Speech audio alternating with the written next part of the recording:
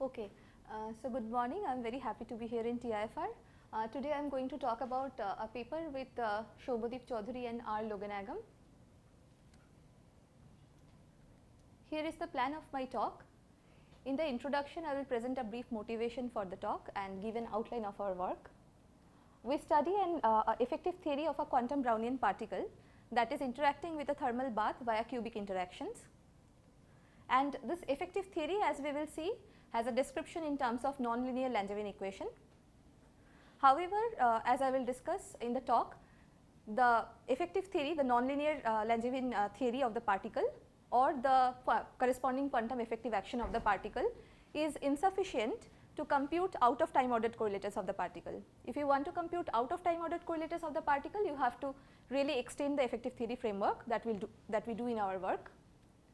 And we also explore various constraints imposed on this effective action of the Brownian particle by coming from microscopic reversibility and thermality in the bath. And finally, I will just summarize and discuss some future directions from here. So, correlation functions are fundamental objects in nature to understand various phenomena, and time ordered correlators are well explored objects in the study of particle scattering, where you have some incoming states and some outgoing states, and these states interact in between somewhere, and you can calculate time ordered correlations between various operators. And this is also related to the behavior of quantum systems under perturbations. There also you calculate out of time ordered correlators and so on. However, on the other hand, much less is known about out of time ordered correlators. This is mainly because they are more difficult to compute and measure. Diagrammatic techniques for computing out of time ordered correlators are not so well developed. However, this OTOCs are useful quantities to study, because people recently have found their connection to quantum information scrambling, chaos, quantum chaos and thermalisation, etc. So, it seems that this might be only the tip of an iceberg. Now, the problem of computing OTOCs simplifies when the operators appearing in the OTOC act only on a subset of degree of freedom. And these degrees of freedom you can basically define use to define an open quantum system. The open quantum system acts as a probe that is coupled to a more complicated environment or a bath. And one can implement techniques from effective theory by integrating out the environment to compute OTOCs of the probe. So, this is the method that we also employ in our work. We actually rely on effective theory techniques and we construct an effective dynamics for a particle which is coupled to an environment, and that is also used, that effective theory can be used to calculate correlators of the particle. Now, the simplest example of such an open quantum system is a Brownian oscillator interacting with a bath, and effective theories of such a Brownian particle which you can think of as a probe which is coupled to an environment interacting with various thermal baths were derived by Feynman, Vernon, Calderon, Leggett and others. And this effective theory construction was totally based on something called a Schwinger-Keldysh path integral formalism, where you do the path integral on a one time fold contour. And this is just as a here you take it as an information, and I am sure many of you are familiar with it, but as I go along I will discuss this in more detail. Now, when the Brownian particle is linearly coupled to a harmonic bath, as discussed in the Caldera and Leggett paper, the effective theory of the particle becomes quadratic. So, you get an effective action in that case which is just quadratic in the degrees of freedom of the particle. And this problem has a dual classical stochastic description given in terms of linear Langevin equation. So, what I am discussing right now is a Calderon-Leggett model where your Brownian particle is linearly coupled to a harmonic bath, and the effective action in this case is a quadratic effective action, and it has a dual classical stochastic description given by linear Langevin equation. So, this Langevin equation has a kinetic term, a dissipation term, a noise term, and I will flash the equation in a while. So, what they have given is that in the Langevin equation the noise and dissipation terms are related by fluctuation-dissipation relation.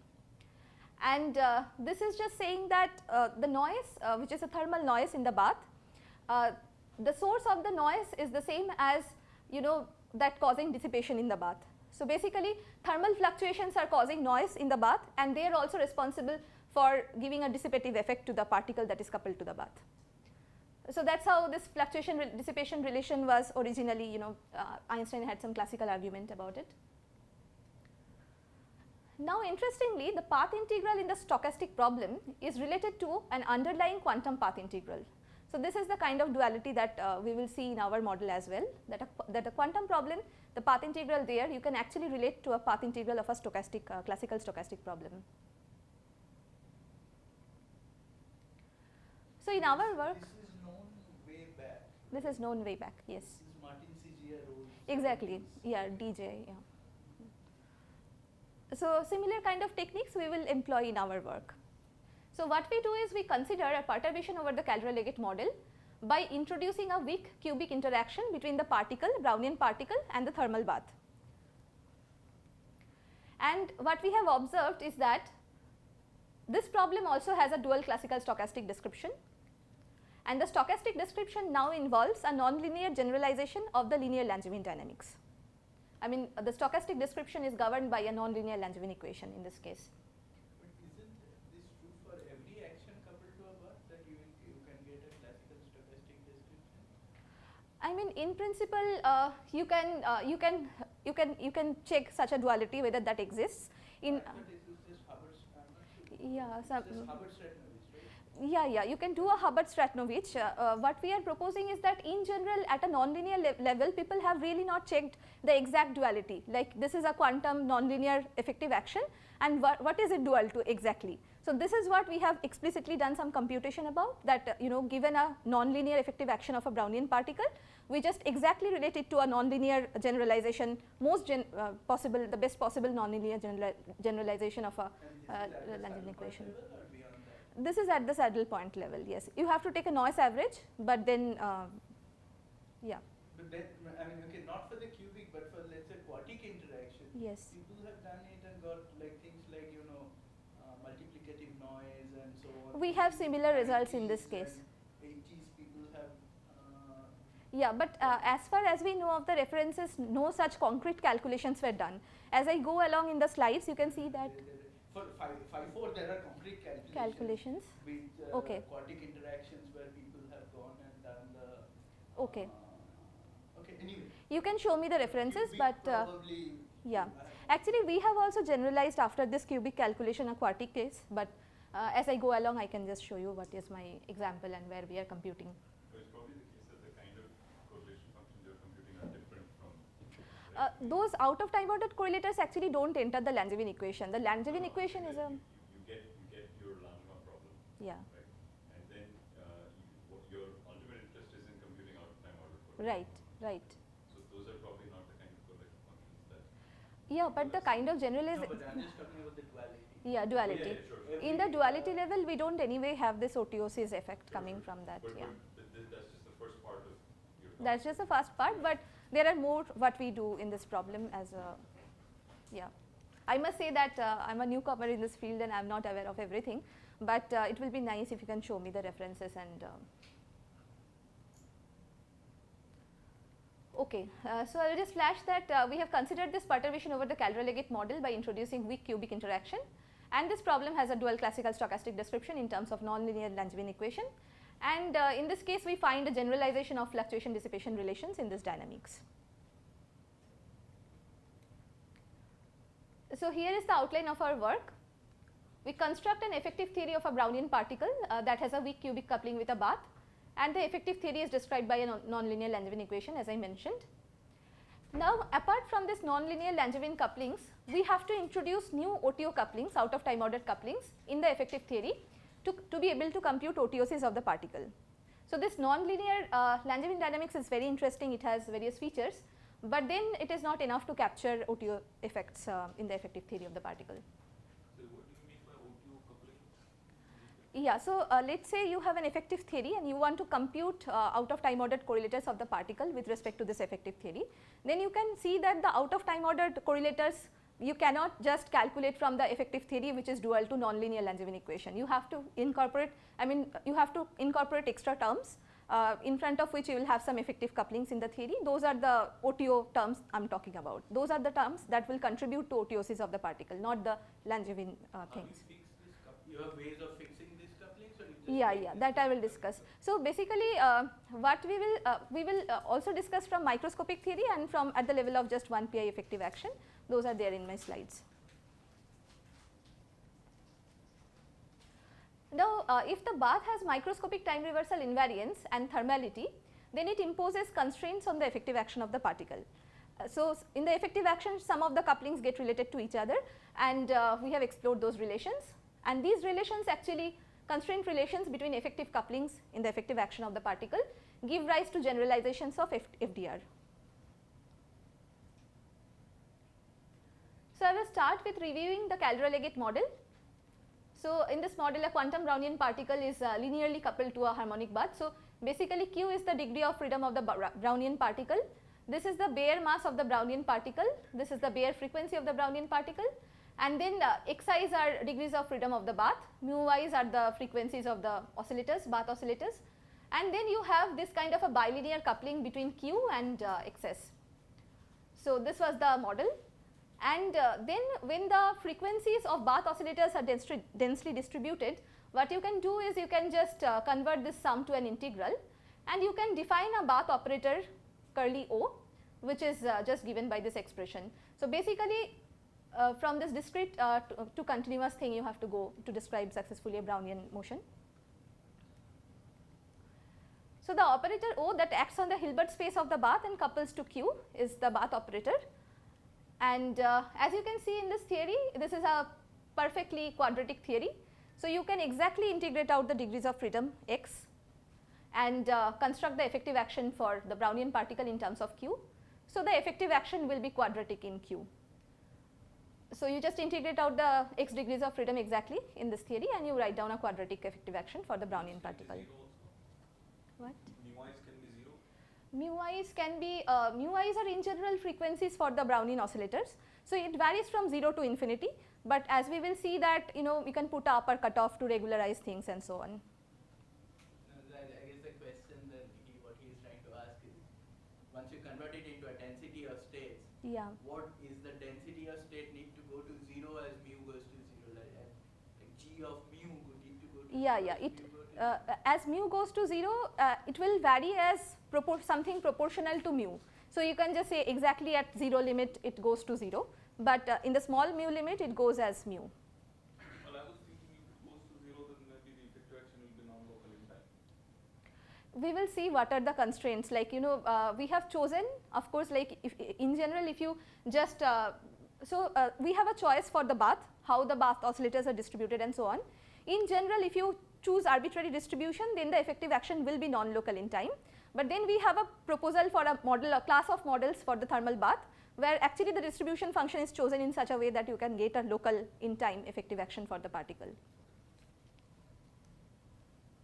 Just to clarify, I mean, this is known again when you say we propose a class, this class of models is known from 70s, like ohmic, super ohmic, sub-ohmic. I mean, so yeah, kind of classifications are not new.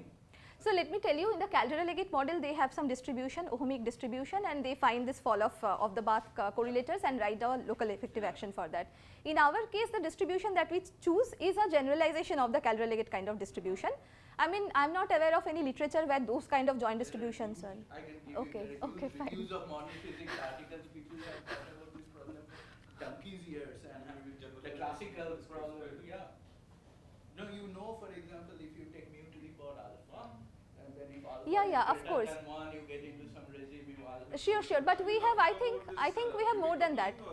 We are talking about cubic coupling, but I think we have more than that in saying so, like you have all the effective couplings expressed, all the cubic effective couplings expressed in terms of microscopic details, like in terms of microscopic correlators of the bath. And then you explore, you also write down the OTO couplings that you have in your action in terms of microscopic details. I'm not saying. I'm saying but the this model probably, of course, people might this have. Locality versus non-locality. Of course, that's explored in great detail. The Markovian part, I agree that people even have the explored. non-Markovian part. I mean, you have. Well, we have done something, some but work. people even before us have done huge classifications of this kind of Sure. Yeah. Yeah, it will be great if you can show me some of this. Yes. There's actually reviews on modern physics by Leggett, Yeah. Chakrabarty, Chakrabarty, and others. I see. Where they look at all the cases mu to the power alpha. Yes, sure. Yeah. So that's one. Yeah, when alpha is less than 1, they call it subohmic, and greater than 1 is superohmic, and so on. Yeah, and accordingly, the Markovian nature will change. Yeah. In fact, the Markovian nature is only for mu equal to 1. It's actually very restrictive. Mu to the alpha equal to 1. Yeah. It's called a ohmic thing, and then you have a Markovian. We have a very, exactly mu going to 0 limit so basically we have a distribution which is a generalization of the Lorentz-Drude distribution, but in perspective to our model, it's generalized in some way. Okay, so this gives in the Calvert-Leggett model there was a quadratic effective action for the particle. Now they showed it that this problem has a dual classical stochastic description in terms of this linear Langevin equation, where this is the dissipation term and mu bar is the renormalized frequency of the particle. So basically the particle is interacting with the bath, and in that process its natural frequency gets renormalized in some sense. So this is the renormalized frequency, and then there is a noise term, fluctuating force. And the probability distribution of the noise in this case is a Gaussian distribution. So basically this is a white noise and it's delta correlated, its 2-point function is just delta correlated and 1-point function is 0 in this case. Small f is the variance of the fluctuating force per unit mass. So basically if you take noise 2-point function, it has a 1 by f square in it. So basically if you multiply with f square you get a f square in the numerator, and that is how you interpret it as the variance of the fluctuating force per unit mass. Now fluctuation dissipation relation relates the strength of the noise term with damping coefficient. So basically this f square gets related to gamma in this equation, and this was observed way back. There's some coarse graining involved in getting to this point, right? Yes, so basically you can think it in various ways. Like classically what you can think, you can basically integrate this equation once, get dq dt, and then you calculate the. Even to get to this local equation, because as Arijit points out, yeah. Once I do the integral, I will basically have some path correlators sitting in various places. Sure. And they are not necessarily local, they are TT prime correlators. Yeah. So there is some underlying coarse graining to So in the say all these correlators die off fast enough Sure. in time and so on, and so then you get to this. Sure. So I haven't explained in context of Calvert-Leggett model, but in our model I have specific slides where I show how exact duality works at the level of the path integral. Fluctuation-dissipation theorem is the high temperature fluctuation-dissipation Exactly. theorem, Yeah. It's the classical version of the, it's not the quantum version of the fluctuation-dissipation. Yeah, the quantum version of the fluctuation dissipation theorem actually you can express in terms of bath correlators, and those correlators in general have thermal correlators, they have this KMS relation satisfied, they have some temperature dependence, and then you go to high temperature, at the leading order in high temperature you get this fluctuation dissipation relations back. So those are the things that this is something I never understood, just to the point. Sure. That somehow the coarse graining always takes you to the high temperature. When the coarse graining works. That's something I myself am confused exactly why, but it does. Yeah. Okay. And this gamma usually can be computed from this microscopic. Sure. Yes. You can calculate it from, let's say, a commutator between bath operators.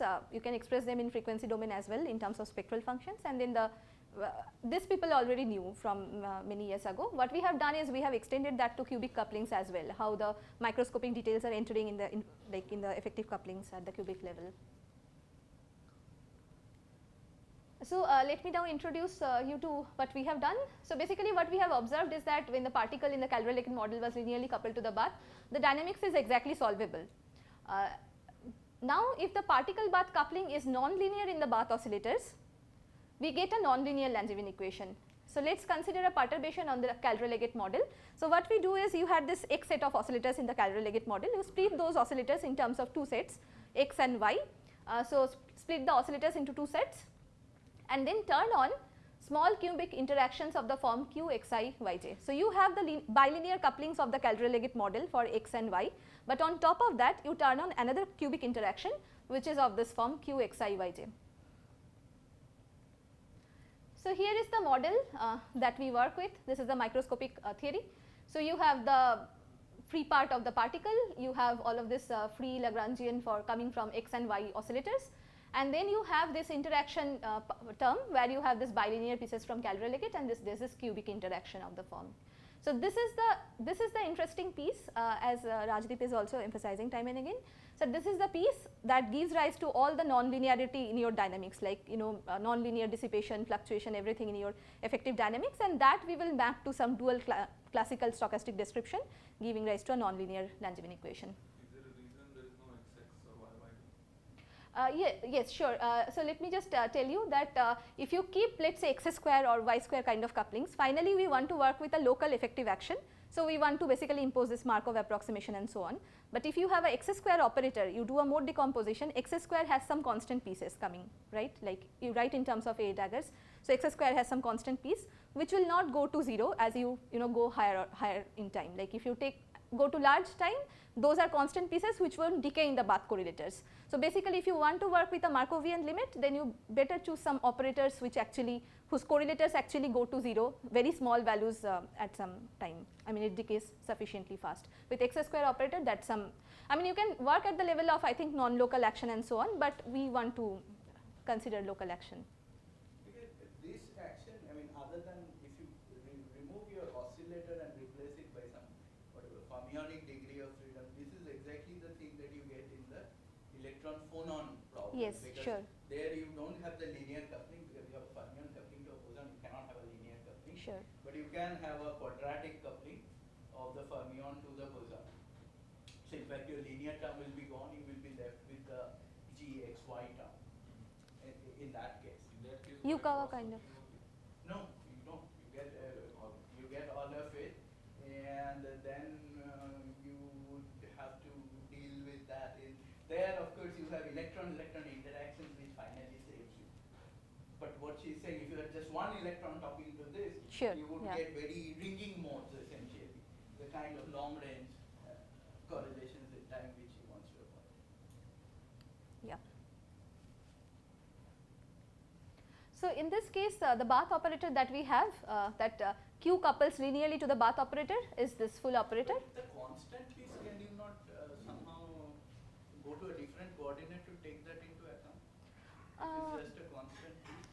I mean the constant piece in general you can keep at your effective action. I think that will, I am not sure whether you can absorb it in redefining fields, maybe you. Or even just as a constant interaction. Yeah, that is fine, I think you can work with that, but we are interested in constructing a local effective action for simplicity of calculations or so. So, we are working with a model which has this kind of a fall off. Constant would mean everything at t interacts with everything at t prime. Exactly, all t and t prime. So, full non-locality in time.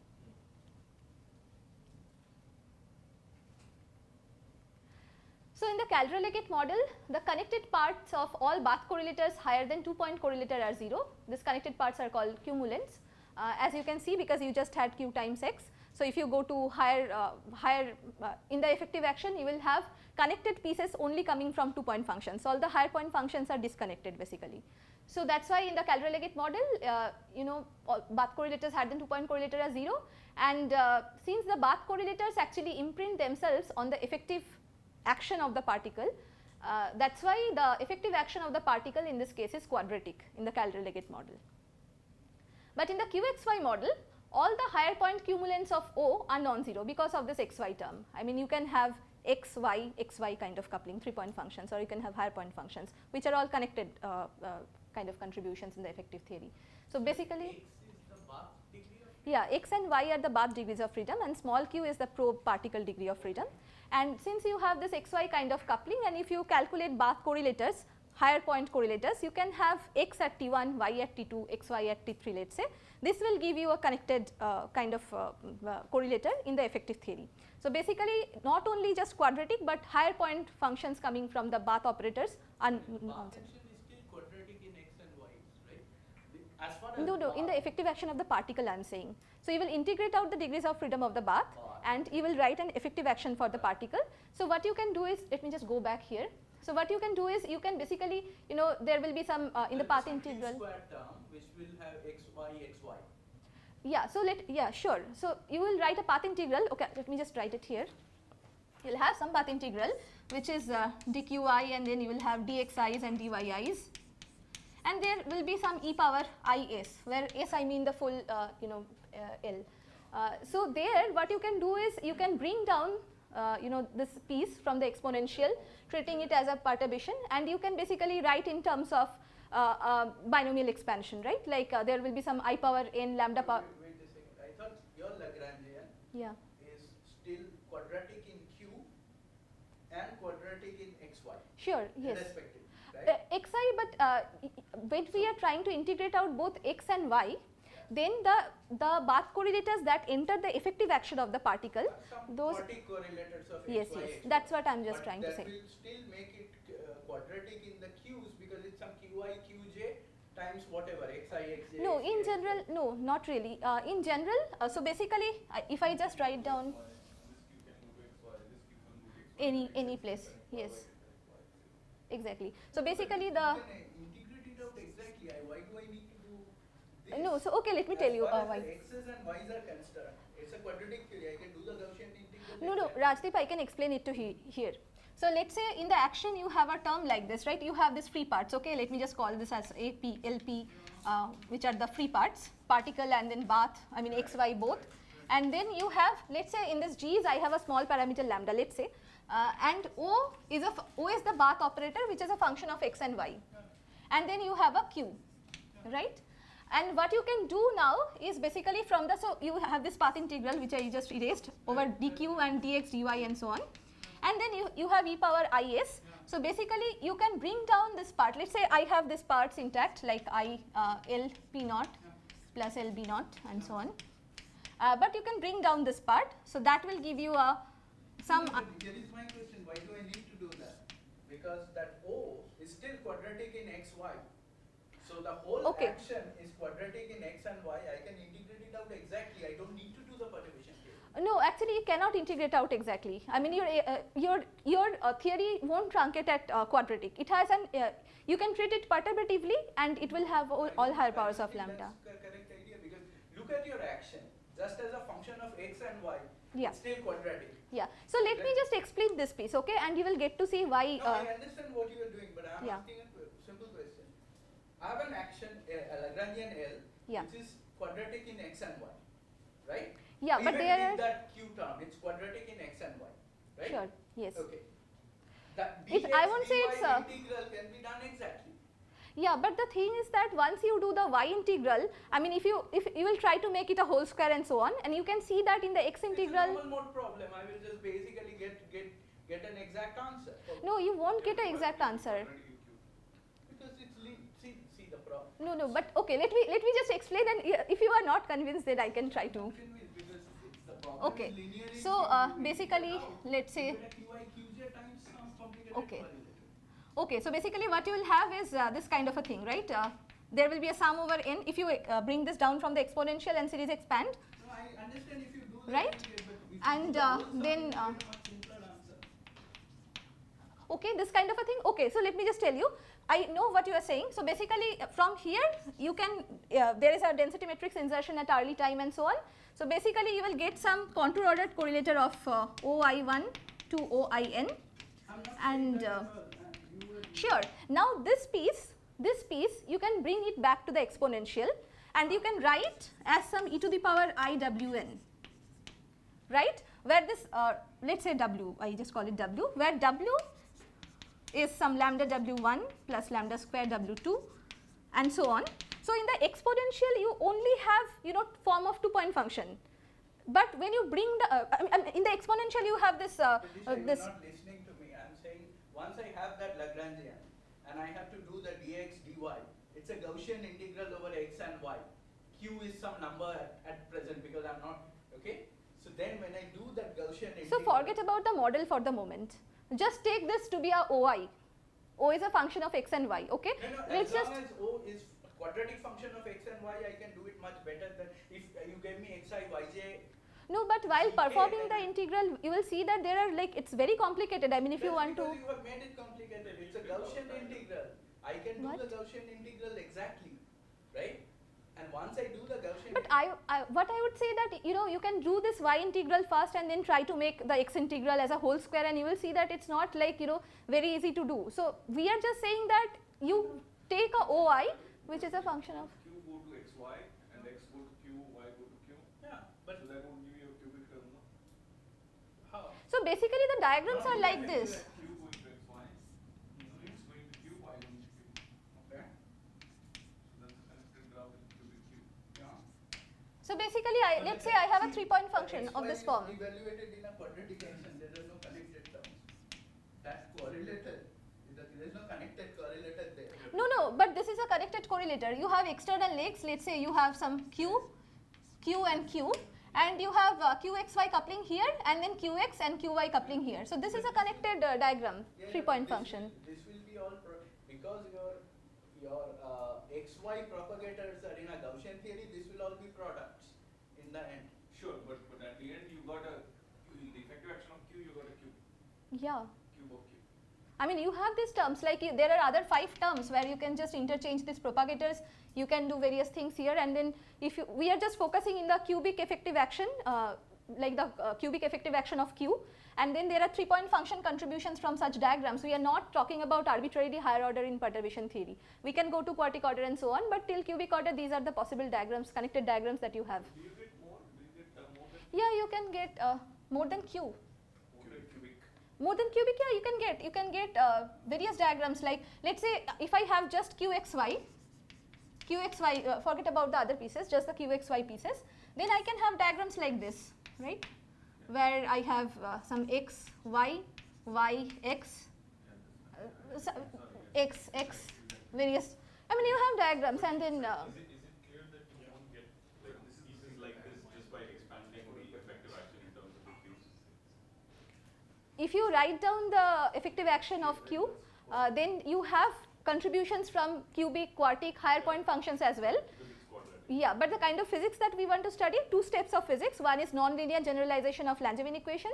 Second is OTOC, like OTO effects. For that, it's enough to focus at cubic level for the moment. We have extended it to quartic already, and it will be out soon. But you But want to extend it at the action level because you want to do Howard-Stratner-Which with this. I want to calculate out of time ordered correlators of the probe particle, let's say. So I want an effective action that has effects. So You know, you would re-exponentiate these things. I can in principle, I mean this, so the you know, in the, when I bring down from exponential, so this you can take back to the exponential, write it as a e power iw, and in iw you will have, I see. So like, if you do the, sorry, I see what you're saying. If you do the integral over the Gaussian phase xy, you will end up with some trace log G inverse. But the G inverse will now have a linear sure, part in Q. exactly. And now you can just, but you can just expand because you already have it in exponential. It would be a simple formula to just expand and get a Q. We are and doing a it Q perturbatively, to yes, Q. yes. And then you will get all sorts of it. Yeah. Okay. I mean it's very difficult to integrate exactly, and Something that you can compute. yeah. Yeah, systematically and not very well. Yeah. Okay.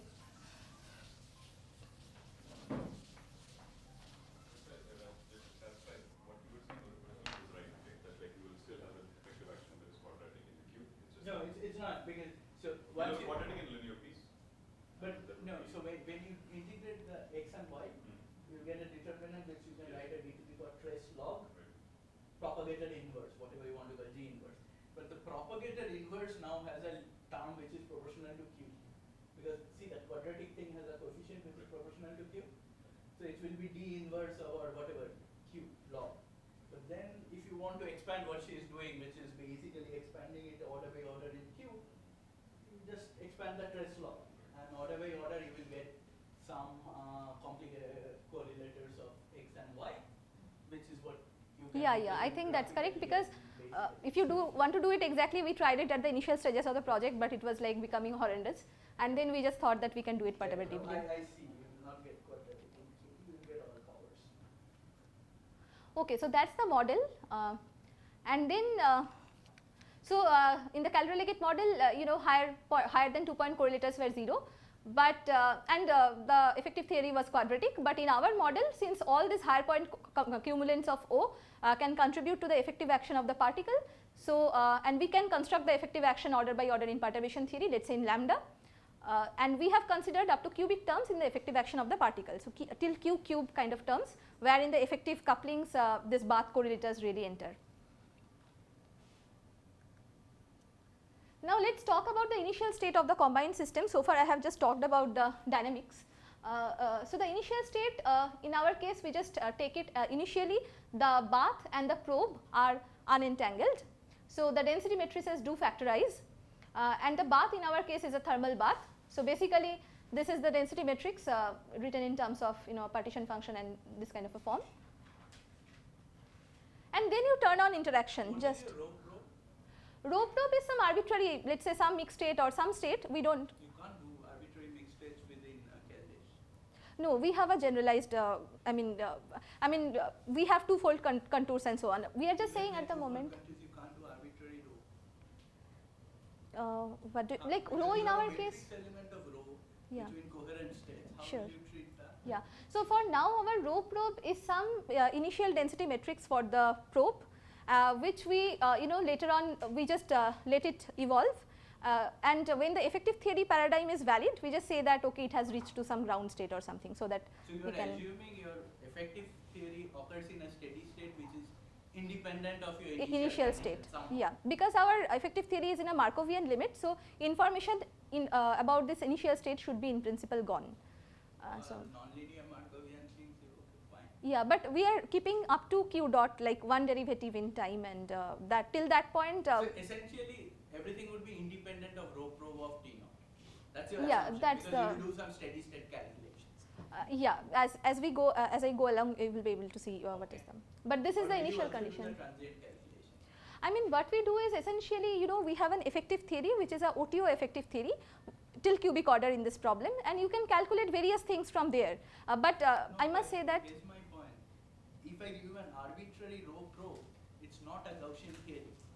Even your non-interacting theory does not remain a Gaussian No, but theory. our model is specified. That's the model. Like it doesn't matter. Initial conditions will make it non-Gaussian. Simply because, for example, I give you an arbitrary density matrix that calculate correlators in that density matrix at t equal to 0. There's no Wick's theorem, for example. Arbitrary density matrices should not give you Wick's theorem, right? Yeah. In whereas our Gaussian cases, theories have Wick's theorem. Yeah. So, for example, all of these arguments would break down if you start with an arbitrary initial density matrix. Yeah. So, basically let's assume that our initial density matrix is of the form where I can do Wick contractions and so on. This is the kind of a. One is ground state and one is a thermal.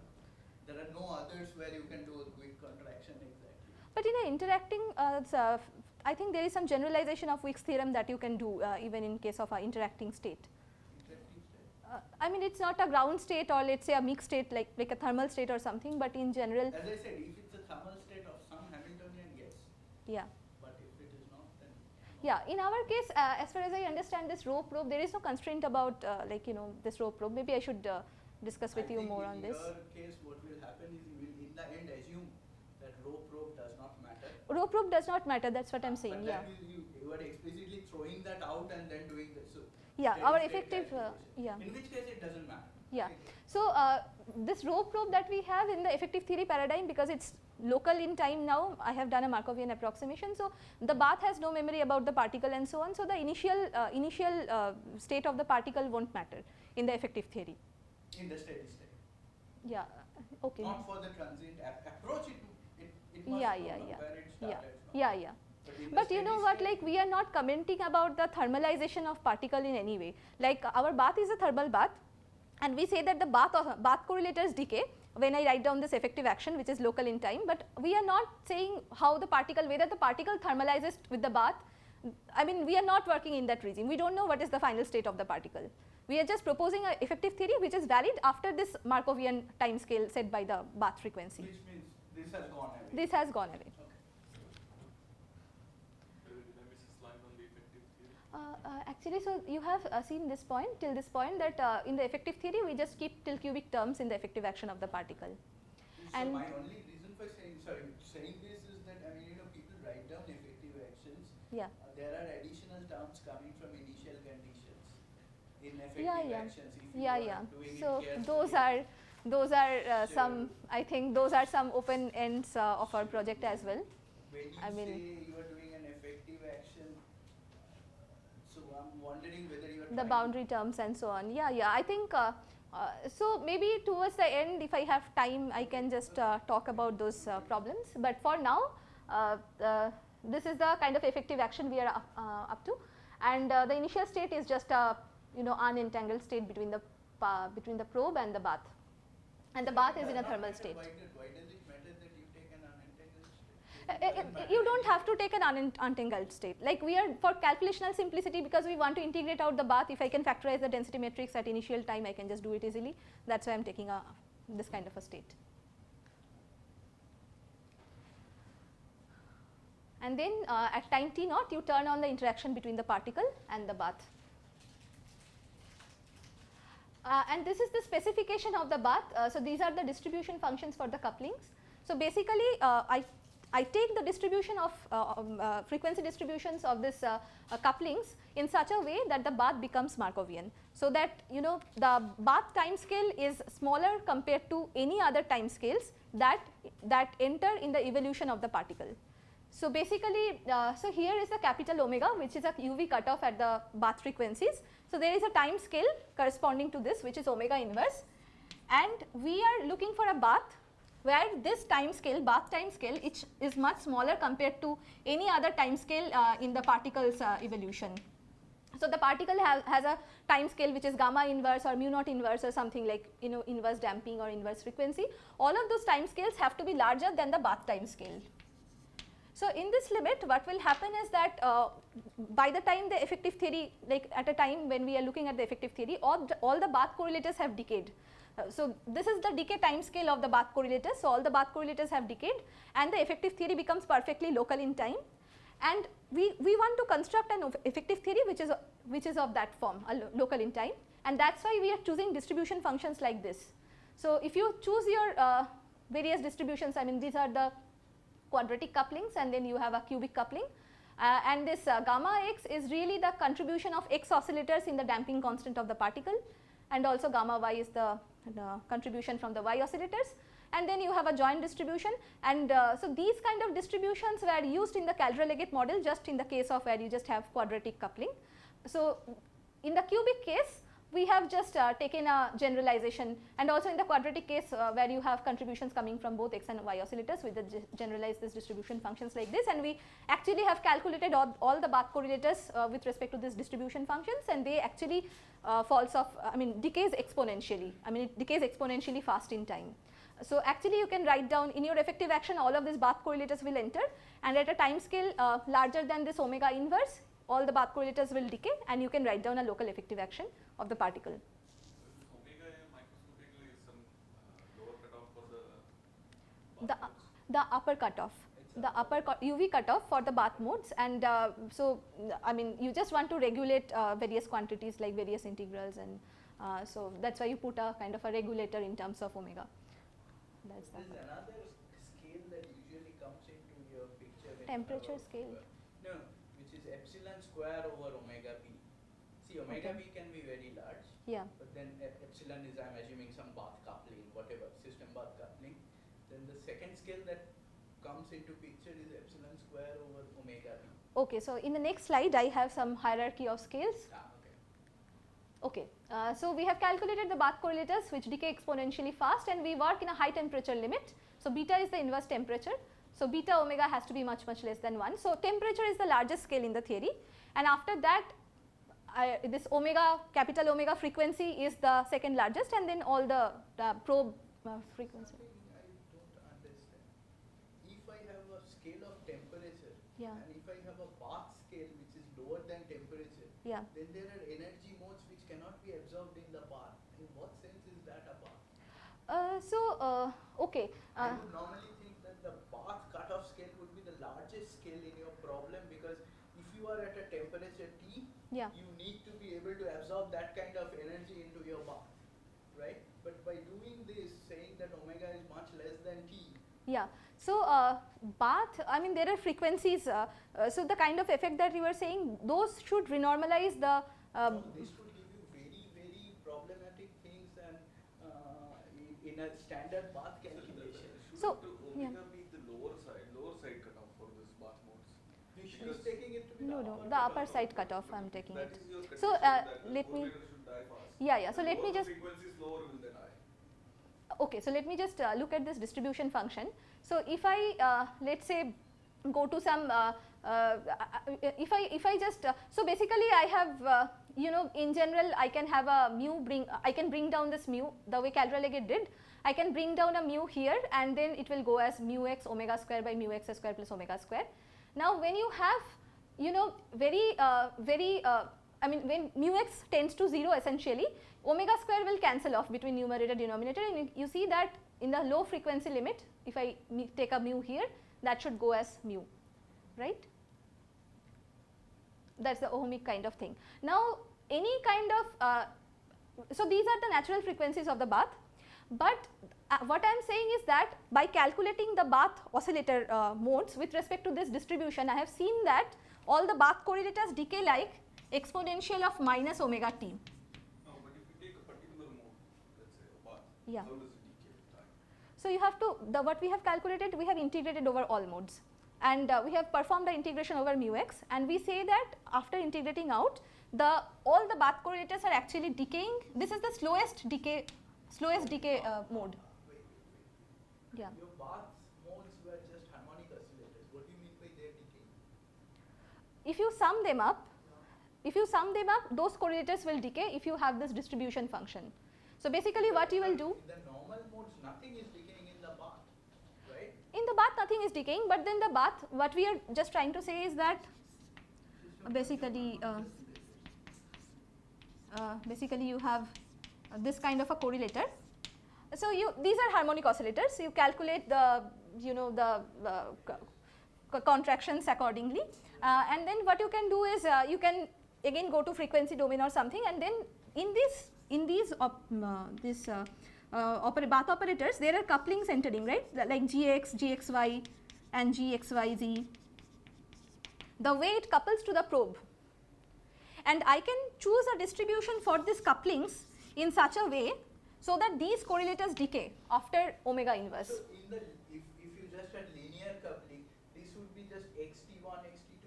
Is that Yeah, correct? this will be xt1, xt2. And you're saying xt1, xt2 decays as equal to minus omega. So xt1, xt2 doesn't decay, but it has a coupling to the probe, which is through this G, and you are taking a distribution for bath oscillators for the coupling, and this is responsible for the decay. If you sum over all the oscillators, now feed this distribution in the, let's say the case you are saying, so let's say xt1, Like xt2. if you're saying you just have a Lorentzian, so if you take its Fourier transform, you will get a.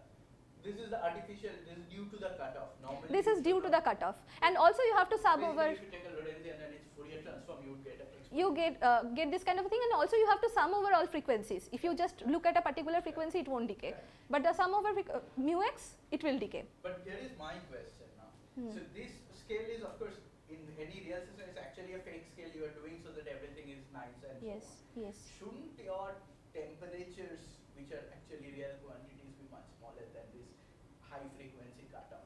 Because think of a bath which has states only up to capital omega and a temperature which is much higher than omega. Yeah. Right? And Yeah. you are presumably thermalizing things with some oscillator with this, right? Thermalizing at a temperature scale of T means I should be able to exchange with the bath typical energies of the order of T. But you don't have enough states to absorb that. That will give you features which are unphysical because of the limit you are working in. Okay, so We have done this before and we got great interesting looking results which were all came because we were looking in the wrong limit of the cutoff. okay, so basically this was a limit that was also taken in the Calrelagate model. So in that spirit, I think maybe this is a physical thing to do. I do not know the answer to your question at the moment, but what I can say is that this beta omega much less than 1, what you can do is you can actually expand your spectral functions and everything, the effective couplings in 1 over beta, let's say, and then you will focus on the leading order pieces corresponding to that. Now this beta omega, I mean, that can be with other scales, gamma, etc., but not with capital omega. Because by definition you want the temperature these to be larger than any other scale, because you are introducing a fake scale. You don't want it to be below some relevant scale temperature and then yeah, so basically in our case, of course, as you were saying that omega is much greater than, yeah, these also set some time scales and those time scales are all larger compared to omega inverse. But this is the regime that we will assume in our case, that beta omega much less than 1, and the temperature is the largest scale in our theory, and then the upper cutoff, because we have taken a bath of this form where you impose these limits and you get a correct decay fall off. Answers which are basically coming from your cutoff, which is a fake thing. You will have decay of correlators which is of this form. So everything will be governed by that omega. But then there are Matsubara modes. I mean, you have in the spectral functions you have this Boltzmann factors and you have Matsubara poles, and those poles occur at some frequency which is given by 2 pi by beta. But as you can see, if we work in this limit beta omega much less than 1, then this is a much faster decay than this. So we are demanding anyway we are picking up a slowest. You are doing something wrong, and that's what I'm saying, that physically if I want to thermalize at a temperature T, I need to give the system a bath which can exchange energies of the order of T, right? It's just forgetting about what comes out of an algebra. It's just basic physics. If I want something to thermalize with a bath at temperature T, I want it to exchange order T energies with the bath. And by cutting off the spectral function at that scale, you're saying there's very little ways to do that, right? So normally your things should probably, all your calculations and thermalizations and everything will be very strongly dependent on what you put to be cut off. In general, yes, the slowest decaying mode of the bath here there is omega. I mean, because we have taken this limit, this is a faster fall off in the decay, and we are keeping everything in terms of omega inverse. And at the moment I don't have a convincing answer to give to your question, but I can think about it. So what happens if you take omega to be larger than the temperature? We haven't explored that limit yet. Like we have just worked in a limit which Calder-Leggett also did. They just considered beta omega much less than 1, and we have also taken that. So they just said that they wanted a fall off of this bath correlators, the 2-point functions. So basically setting that limit, you can do that, like your bath correlators will fall off, given this distribution the bath correlators will just fall off. So we are also saying the same thing. We generalize the distributions and we say that if we work in this regime and other parameter scales are tuned accordingly, for example this way, then our bath correlators are exponentially decaying, because this is a very large number. If you have small separation in time between these two operators like which enter the bath correlator, then this is a very rapid fall off, and at time scales which is larger than omega inverse, I will get a local effective theory of the particle. But I think your question I don't have a convincing answer at the moment. Yeah, I'm just thinking of the physics that cutoffs are things that you want to introduce but not affect any physical features, right? Yeah, in our model, since this is a model, all the couplings and everything actually are dependent on omega, as you can as we'll see. Okay, anyway, let's go. Yeah, so this is a phenomenological kind of model, and yeah. Okay, so this was our model, and we have worked in this regime to be within the Markovian limit. So Markovian limit means that your bath time scale is much smaller than all other time scales in the particle's evolution.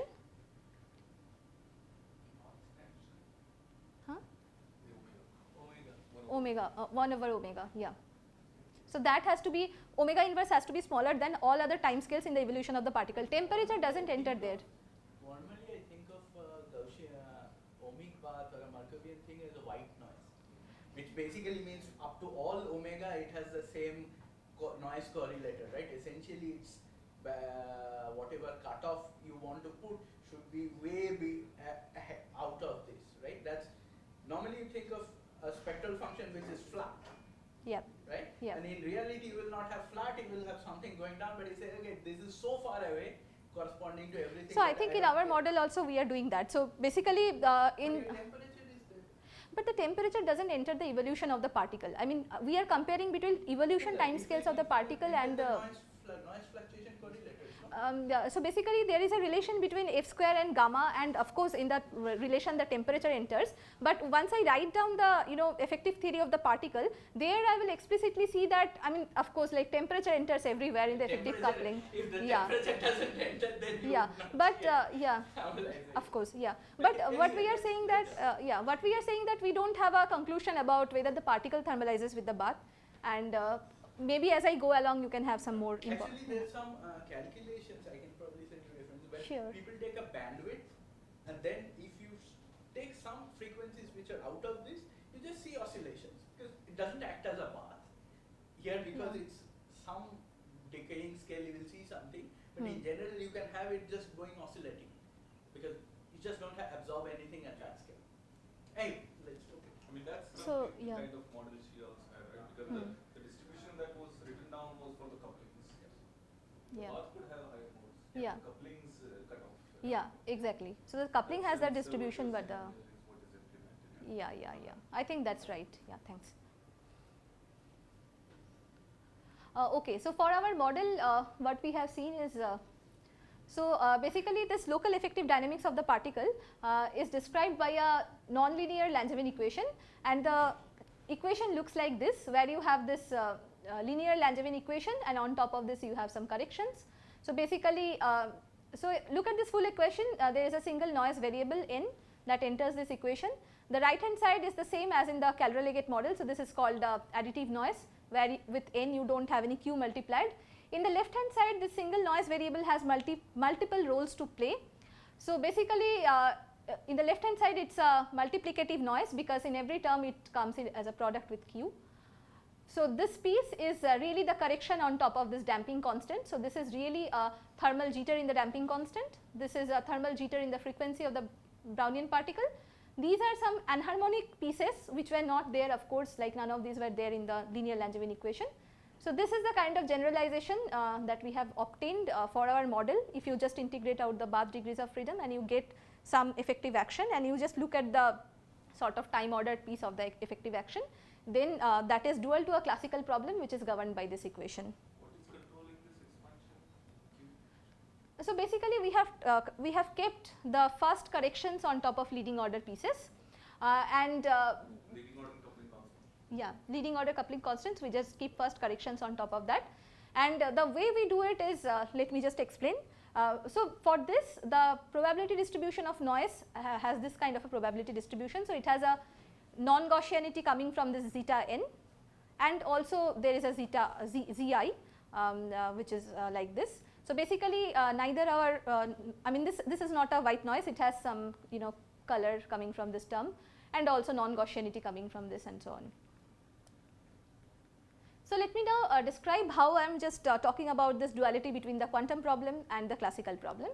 So basically look at this kind of a functional integral over QA, where you have explicitly imposed the equation of motion. So the left hand side was EQA and the right hand side is this noise. So basically it is a delta function which you use this Hubbard-Stratonovich kind of thing.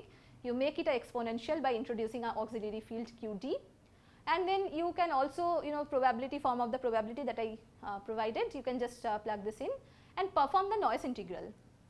So basically you can it has this, so we will forget about the n power 4 term, we will keep till n cube term, and for the n square n piece you can make it a whole Gaussian and n cube you treat perturbatively. So by doing that you can actually perform this noise integral. So And noise is taken as a quantitative? It's a stochastic variable in this. But the way you are doing it, you should normalize this thing. Yeah. So okay. So in this in this dn, we also have some factors coming from determinants and so on. That's what you were asking, right? I mean, a correlator would be averaged over. Yeah. I don't quite understand this. So what we are saying is, for the moment we are not exactly matching the correlators calculated in the stochastic theory and the correlators calculated in the quantum theory. That one can do, but that requires some information about boundary conditions, and we have not provided those things in this problem. Saying something simple. I'm just saying that the way I would do this with an n there is to compute a normalized correlator and then integrate over n. So basically you can match at the level of, as I say, at the level of correlators, but our matching is different. What we are saying is that you have this path integral, and first you perform the noise integral, because this is a fluctuating kind of integral. So, you perform the noise integral, and the kind of effective action that you generate in this process after performing the noise integral, that will match the exact Schwinger-Keldysh effective action that people have already observed, like in other papers. So, basically this effective action you can reproduce by performing the noise integral in the stochastic problem. So, that is our matching, but one can calculate. That is at the level of a partition function? That is at the level of just the effective action, or you can say at the generating functional something like that. I thought you were doing the partition function. I mean, you can, yeah, I mean computing.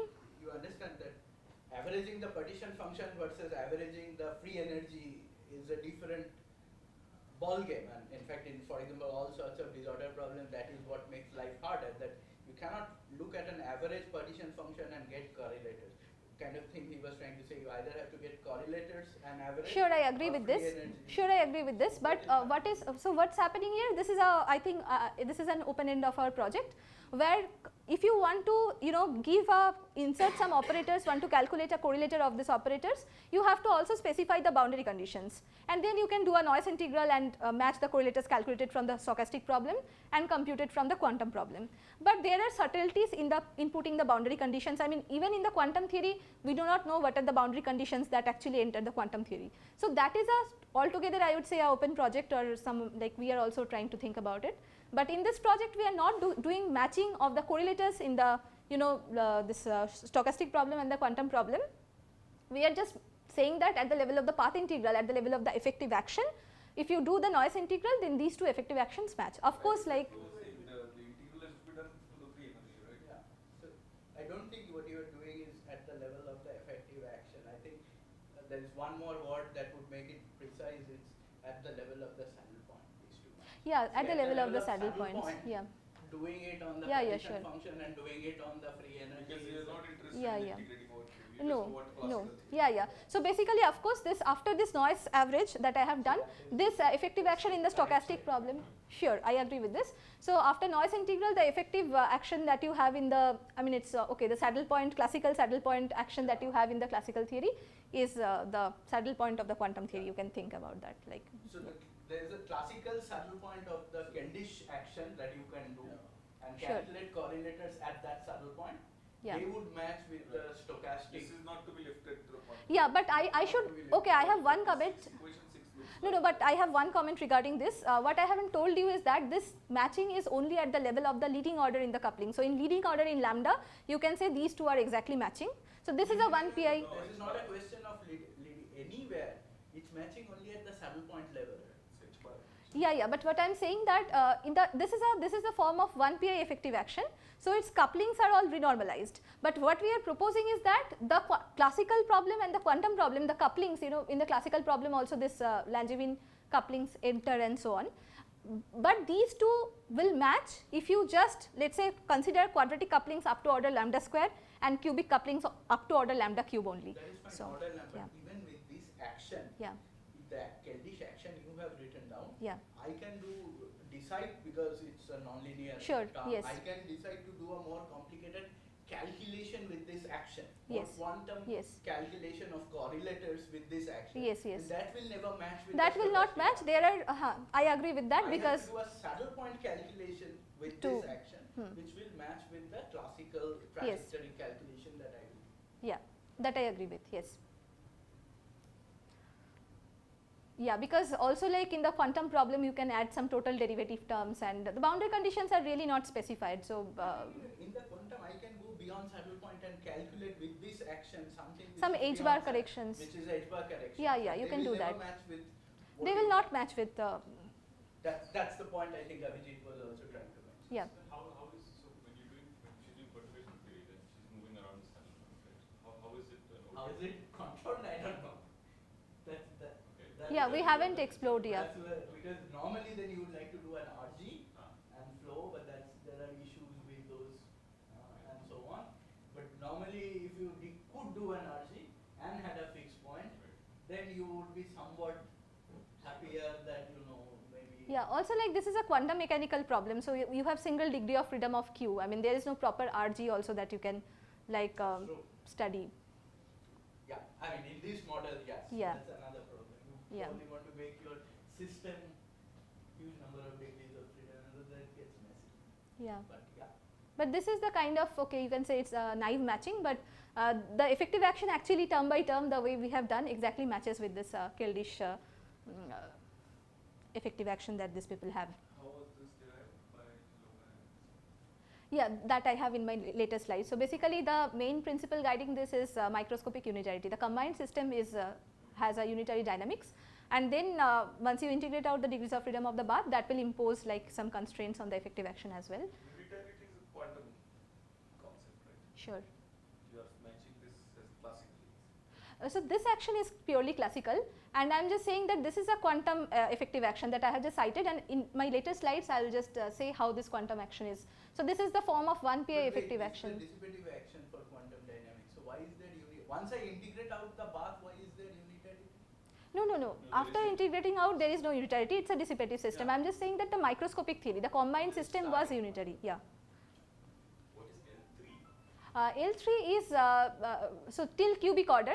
So basically, I think like you see there are like q cube terms and so on here, but I should have removed this 3 because there is linear, quadratic, all of this. This is a typo.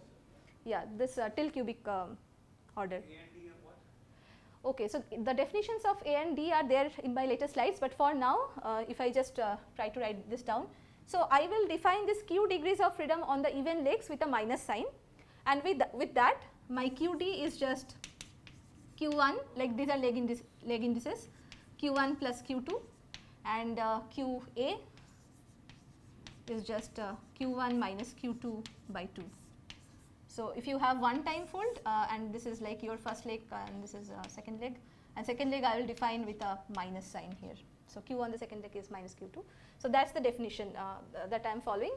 So here I just try to refer that this path integral, of course this quantum theory has a saddle point, classical saddle point, and at the saddle point the effective action, if you just calculate, it matches with this.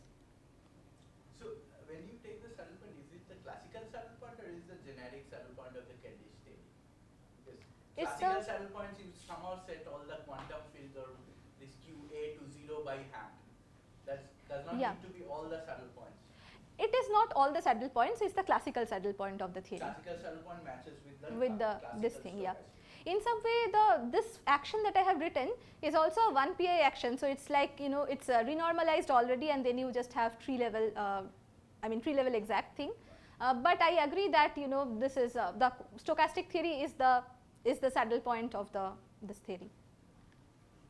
So you say renormalized with loop corrections or what? Yeah, so basically the action that you have, so 1 PI actions are like when we have, let's say, some in quantum field theory, we want to calculate 2-point functions of a scalar propagator, like 2-point scalar propagator, then you have all these diagrams possible at one loop and you sum them up and you call it a 1 PI vertex.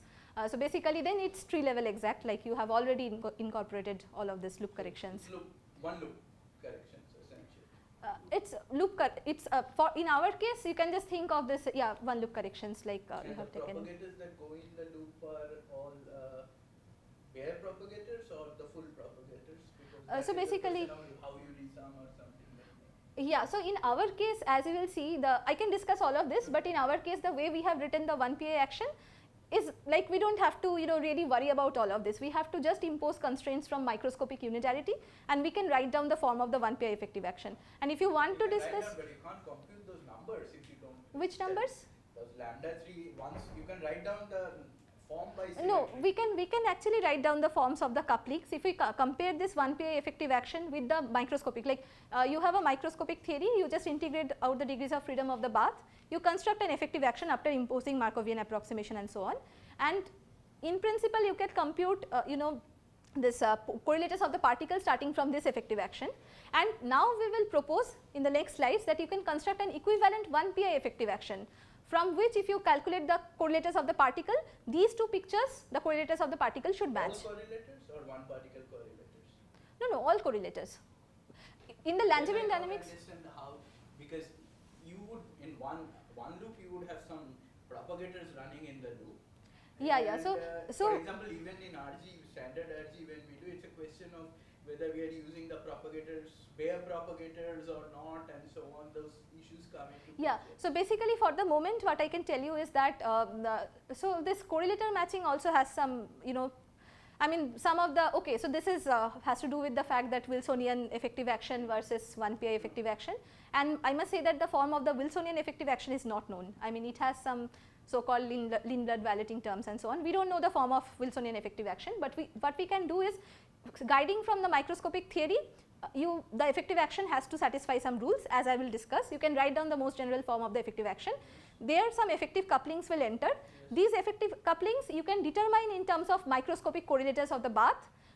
By you start with the microscopic theory, you do this integrating out degrees of freedom, you perform a Markov approximation, and term by term you match with the effective action. Wait, like I thought once you integrate out the bath, you now have nonlinearities in your system induced by the yes, bath. yes. So you they have will renormalize every coupling in the usual way interactions. Yeah. So basically what I am saying that So again we are working, of course, again we are working at the leading order in the couplings. So basically, so I mean the subleading corrections we are not worrying about. So basically we are calculating at order lambda square in the quadratic coupling and order lambda cube in the cubic coupling. So basically at the leading order in the coupling, what you can do is you can construct the effective action starting from microscopics, and you can write another effective action which is 1PI effective action guided by some rules from microscopic unitarity. You match these two term by term in Q, like power by power in Q, and then you get the effective couplings in the 1PI effective action in terms of microscopic correlators of O. I see. So you are not running the couplings in any way. No, we are just matching. I mean in principle 1PI so has. If I go back to my trace log, I could have taken the trace log, expanded it, and then taken all the coefficients that I need from there in terms of some bath correlator, and that's what you are putting in here? Yeah, we will just match the leading order expressions for the couplings in lambda. Subleading order, there might be some state dependence or something, I mean because we do not know the microscopic theory, I mean Wilsonian theory in that case. So okay, let me now come to the effective action of the particle. By the way, how much time do I have?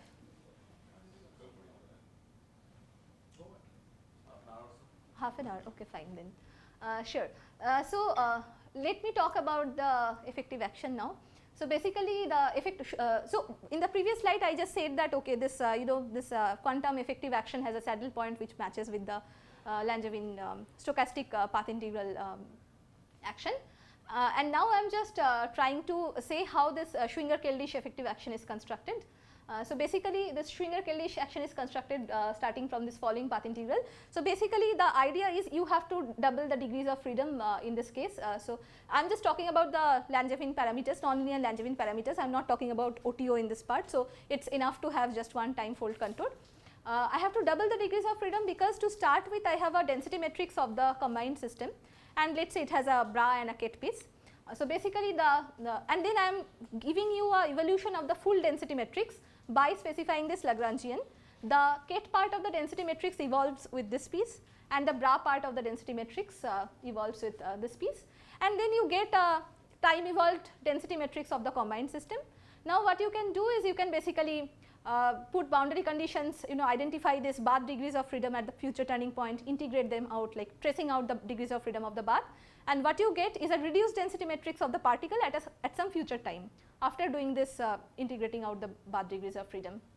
And this reduced density matrix that you get for the particle at a later time is giving you essentially the effective dynamics of the particle that I am talking about. So you really need these two pieces for the evolution of the density matrix. And so these are two copies of the degrees of freedom put on two legs of the contour, and I just define q with an extra minus sign in the second leg. And you can integrate out the bath's degree of freedom to obtain an effective action. In general, the effective action is non-local in time, but then coefficients of various terms in the effective action of the particle are given by contour ordered correlators of O. Since the bath correlators in our model decay sufficiently fast, exponentially fast, we can write down an approximately local in time effective action for the particle. And we keep terms at most one derivative on q because in this Markovian limit, because you can show that if you go higher order in derivatives of q, then that is suppressed by a 1 over largest length scale, largest time scale. So basically all of those terms are suppressed. So you can just keep till one derivative on q. Now, here is the 1 pi effective action that I was talking about. So, basically correlators of the particle in principle calculated from microscopic theory can be obtained from a 1 pi effective action. The 1 pi effective Lagrangian has the following form, where you have a linear piece in Q, quadratic piece in Q, cubic piece in Q, and this matching as I say is only at the leading order in coupling. So can I ask one question? If you do the matching at the leading order in coupling, how good is it for looking at long time dynamics? Because normally one of the things that comes up is when you do this leading order matchings in perturbation theory. And there's a general statement that, you know, time dependent perturbation theories are not good for looking at long time behavior, because you will get a Fermi's golden rule, for example, which will make things go linearly in time. That of course doesn't happen, and so on. So when you take this, is there a time scale up to which I should trust the dynamics from your calculation? Yeah, I think that is true. I mean, at very late times when your dissipative effects are very dominant and so on. What I is mean, the time scale up to which we haven't made anything precise. We have said that you should go beyond omega inverse time scale, but you also should not go very late in time. I mean, some intermediate time, but the highest point of time we haven't made precise. So basically, okay, so this is the form of the 1 pi effective action. So this is linear in Q, and these are leg indices essentially, and then you have this quadratic terms, and then you have cubic term. Now interestingly, so basically I am now in one time fold contour, so there are no OTOs coming here.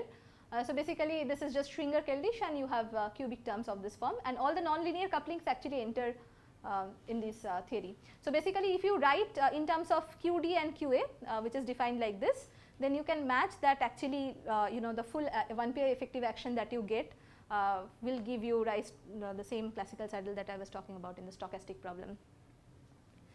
Now how is this action really written down, this 1 pi effective action?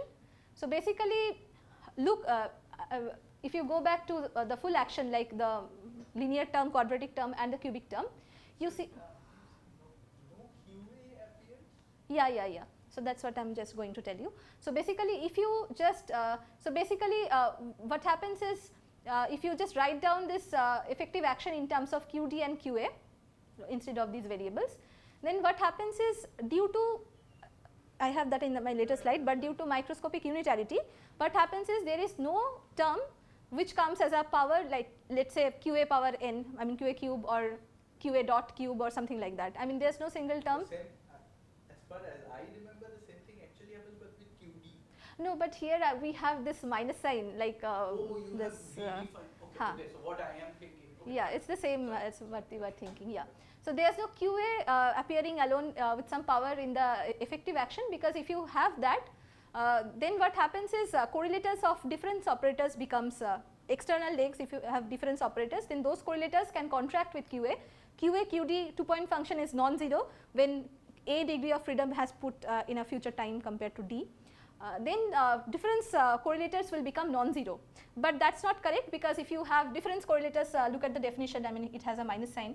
So basically if you collapse, I mean if you just take this operator and Q operator and take it here, then I mean if you have a insertion of QD at the futuremost point, then those correlators should go to 0, because you can just slide them and make them 0.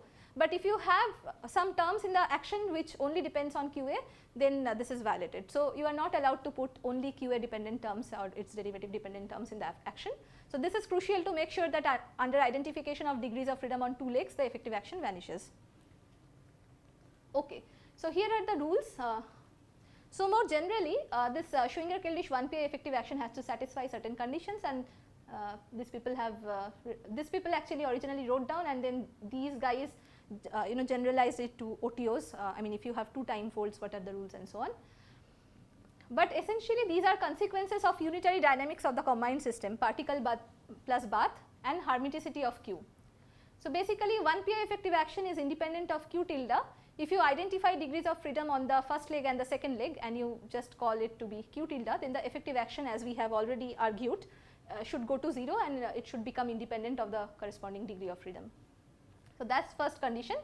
and this just makes sure that if you are calculating control ordered correlators, if you slide one insertion from this leg to this leg, it just should pick up a minus sign because of our definition. I mean, it essentially in principle remains unchanged, and that is made sure if you impose this condition.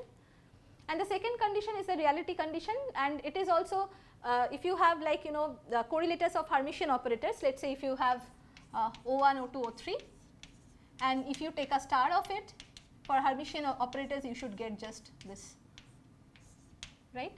And this condition is satisfied provided, like, I times the action remains invariant under complex conjugation of all the effective couplings and under interchange of left right degrees of freedom. So, basically if you complex conjugate all your couplings and interchange this degrees of freedom, then your this IS in the exponential IS remains invariant, and then basically you can show just by writing down the path integral in terms of put density matrix insertions and so on, you can just show that these two actually are same. So, it is just that condition. So, these two are the conditions that have to be imposed in Schwinger-Keldysh 1 pi effective action, and as we will see that once we generalize it to incorporate OTOs, there will be one more time fold, but the rules will just generalize in that case.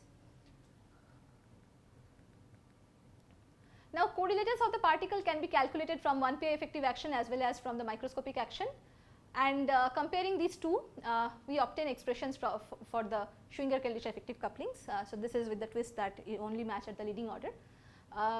So by doing this, what you can do is you can basically calculate the expressions for this effective couplings, and the effective couplings will be expressed in terms of this Bath correlators.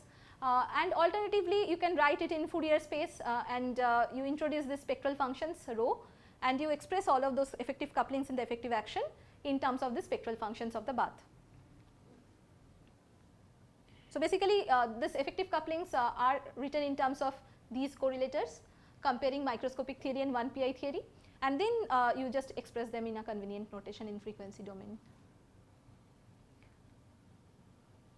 And these Bath correlators are calculated in the thermal state. Now, what you can do is we have expressions which are for a generic bath.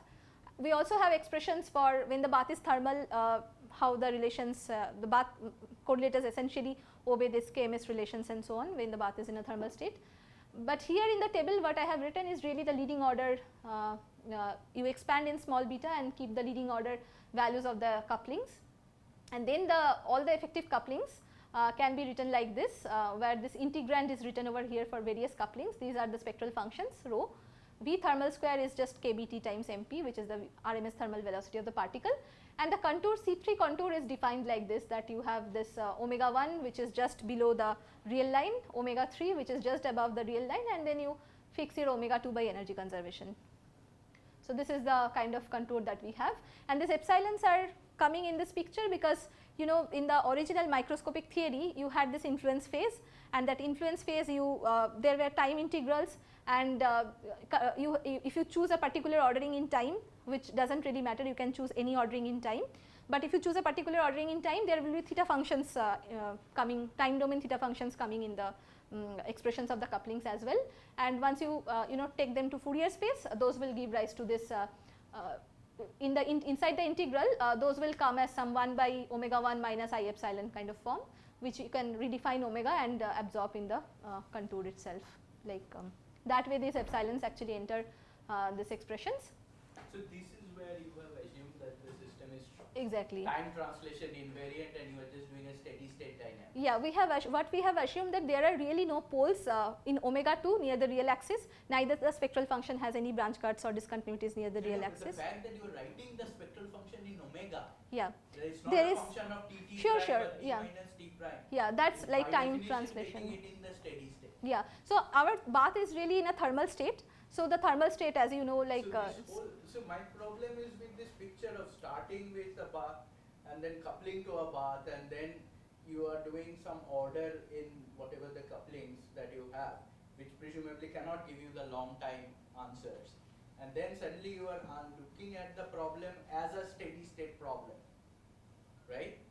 Because you have somehow get to the steady state, you will have to go beyond the perturbation theory orders that you were looking at. Actually, there is some mixture of these two things. Which sorry, can you just tell me what do you mean by a steady state? Simply by saying all correlators are function of t minus t prime, and I can Fourier transform them to omega. Yeah. I am assuming that things so are the thermal, not transient. yeah, sure. So this is about the thermal bath. So the thermal bath, we will just say that in the influence phase or the effective couplings, the correlators that appear in the bath correlators, they are all calculated with respect to the unperturbed state, initial state of the bath. So that is invariant. Okay. That is invariant.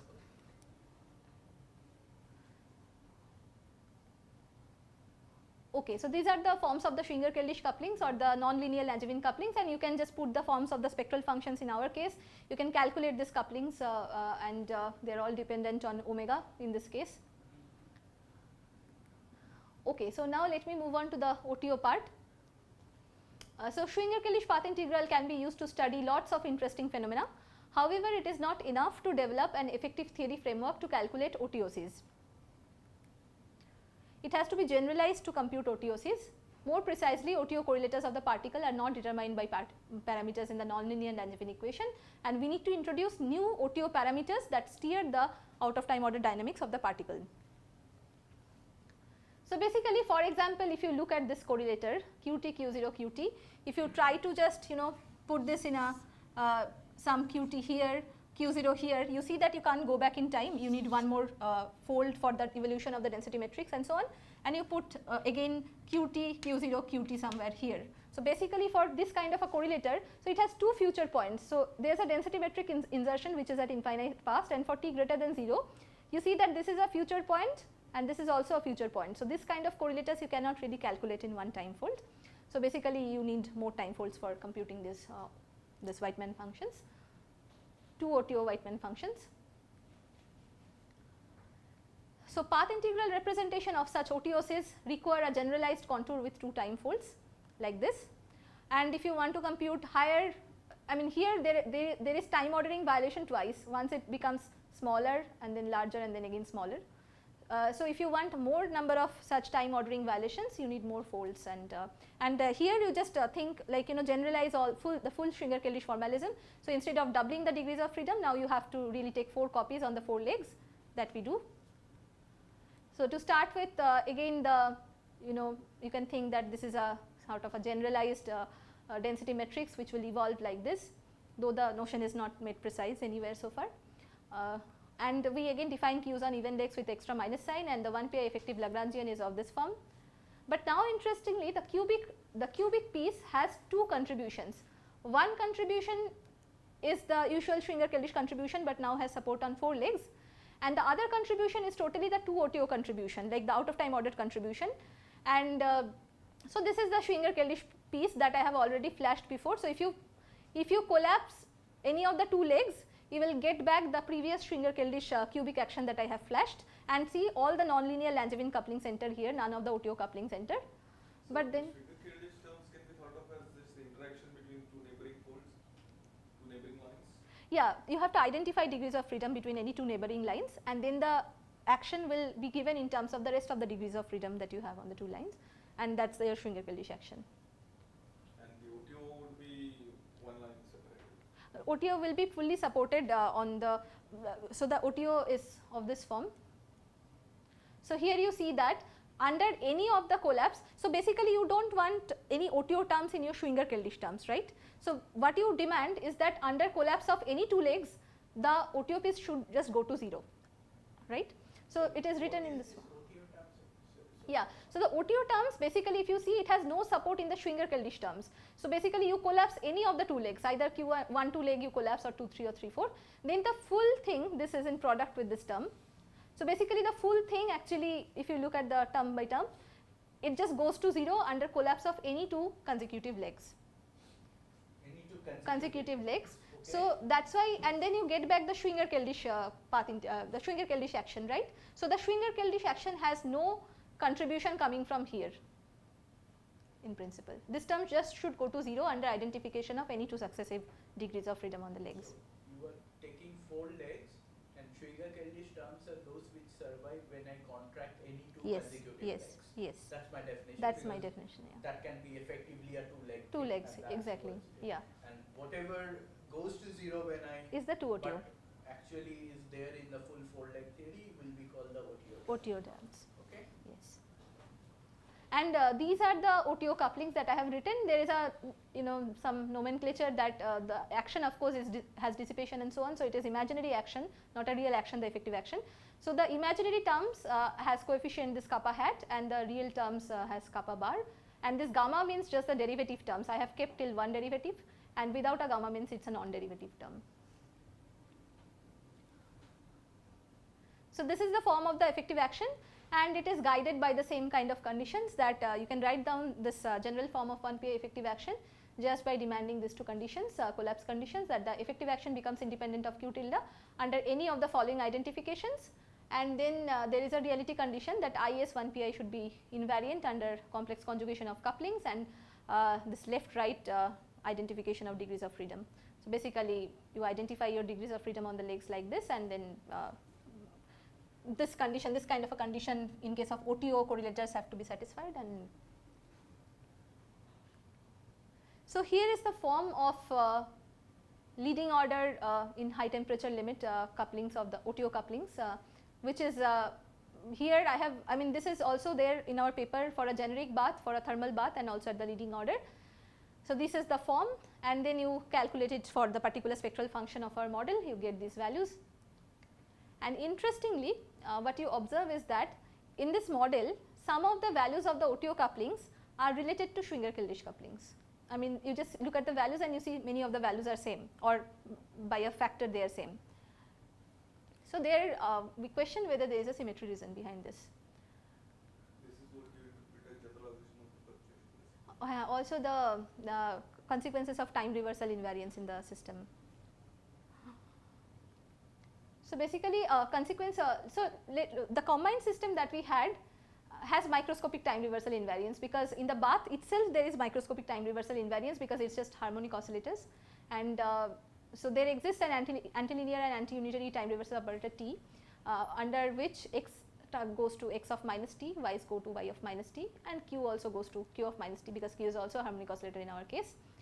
So, the bath operator which was given in terms of x y kind of thing. So, that bath operator also goes to O of minus t under time reversal transformation. Now, what it does is it relates to OTO correlators to 1 OTO correlators. So, as to say this relates out of time ordered correlators to Schwinger-Keldysh correlators. So, basically let us look at this example, again this 2 OTO correlator in the left hand side for t greater than 0, and you do a time reversal operation on this correlator will go to this correlator. You can just insert, you write down this in terms of density operator, you insert t daggers, and you if you do the transformation you will see that this just goes to this. But in the right hand side the future operator is only here. So, this is just a 1 OTO, whether in the left hand side you have 2 OTO. So, basically under time reversal, if you have time reversal symmetry in your theory, then 2 OTO correlators go to 1 OTO correlators. In our case the bath operators are behaving like this. So, these are the correlators which actually enter the effective couplings. So, we have definitely a direct hint that under time reversal invariance, basically 2 OTO couplings, I mean out of time ordered couplings, these kappas should be related to Schwinger-Keldysh couplings. So, the effective couplings are expressed in terms of bath correlators, hence microscopic reversibility relates all OTO couplings to Schwinger-Keldysh couplings. And in our case this O is even under time reversal, and the relations among couplings that we get is this 2 OTO coupling is related to Schwinger-Keldysh couplings like this, and for the derivative couplings you have this kind of relation. So, basically this is quite useful, we will see why. I mean these are the nonlinear Langevin couplings, at the moment they are related to some OTO coupling, but then let us move on and see what happens. So, basically also our bath that we consider is in a thermal state.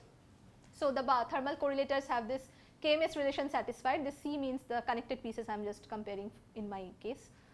So, they are related like again if you look at the left hand side you see that this is a 2 OTO correlator, but in the right hand side by definition this is a 1 OTO correlator, because you have only one future turning point insertion. So, basically again that gives a hint that okay, under KMS symmetry 2 OTO correlators are again related to 1 OTO correlators. Just draw this, show this, these are equal by KMS condition. Yes, sure. So, let me do for 2-point function, let us say, and the logic is same for 3-point function. Okay. So, let's just consider some O of T1, O of T2, and this is in a thermal state, thermal correlator. So, basically I just write it in terms of some trace of e power minus beta h, which is the density matrix, and then you have OT1, OT2.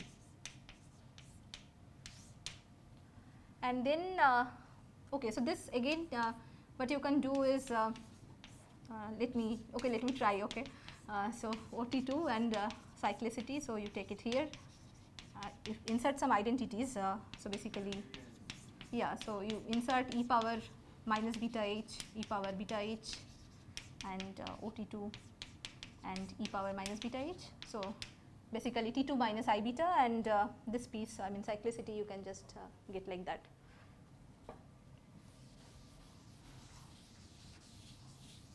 Yeah. So that's why your thermal correlators are related like this, and this also relates OTO couplings to Schwinger-Keldysh couplings, and this kind of intuition was written in this paper. They did not make it precise, neither did they discover the relations, but the comment was there that under KMS symmetry 2 OTO gets related to 1 OTO. So, this should give rise to some relations in the theory. So, we have now evaluated by comparing leading order couplings. What you can observe is that this 2 OTO coupling is related to this 1 OTO coupling. So, zeta n was the non-Gaussianity in the thermal noise, if you remember.